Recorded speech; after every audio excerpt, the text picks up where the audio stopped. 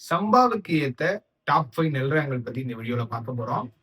குறிப்பா ஆடுதுறை நெல் ரகங்கள பத்தி தான் நம்ம பார்க்க போறோம். இப்ப நம்ம 5வது இடத்துல இருக்கிற நெல் ரகம் எது அப்படின்னா, ஏடிடி 52. இது ஒரு மத்திய கால ரகம். ஒரு 145ல இருந்து 150 நாள் வயசுள்ள பயிர் தான் இது. இப்ப இது மகசூல் எவ்வளவுப்பா தரும் அப்படின்னு பாத்தீங்கன்னா, ஒரு ஹெக்டேருக்கு 6000ல இருந்து 6100 கிலோ அளவுக்கு நமக்கு மகசூல் தரக்கூடியது. இதை ஏக்கருக்கு கணக்கு பண்ணோம் அப்படின்னா 2450 கிலோ அளவுக்கு இது மகசூல் தரக்கூடியது. 4வது இடத்துல இருக்கிறது ஏடிடி 48. இது ஒரு 125 நாள்ல இருந்து 130 நாள் வயசுள்ள பயிர் தான். சோ அப்ப இதோட மகசூல் அப்படின்னு எடுத்துக்கிட்டோம் அப்படின்னா ஒரு ஹெக்டேருக்கு 6100 கிலோவுக்கு மேல மகசூல் தரக்கூடியது.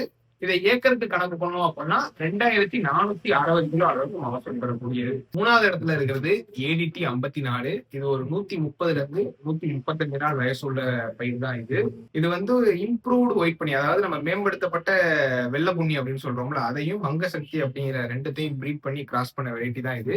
2வது இடத்துல இருக்கிறது ஏடிடி 46. இதுவும் ஒரு 135ல இருந்து 140 நாள் வயசுள்ள ஒரு நெல் ரகம் தான் இது. இது ஒரு ஹெக்டேருக்கு 6500 கிலோ அளவுக்கு மகசூல் தரக்கூடியது.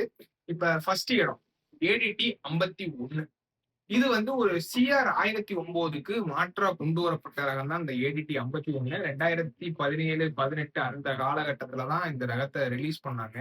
இந்த சிஆர் 9க்கு மாற்றா வேற ஏதாவது ஒரு ரகத்தை கொண்டு வரணும் அப்படிங்கிறதுக்காக. இது வந்து ஒரு 155ல இருந்து 160 நாள் வயசுள்ள ரகம். ஒரு ஏக்கருக்கு ஆவரேஜா டிஎன்ஏயு சொல்றபடி 2600 கிலோ அளவுக்கு மகசூல் தரும் அப்படின்னு சொல்றாங்க. இந்த ஏடிடி 51 சிறப்பு பண்புகள் அப்படின்னு பார்த்தோம்னா, குலை நோய்க்கு எதிர்ப்பு சக்தி இருக்கு.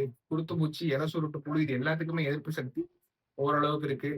அதே மாதிரி இது வந்து அதிகப்படியான தூர்களை உருவாக்குறதுனால நமக்கு வந்து மகசூலும் அதிகரிக்குது.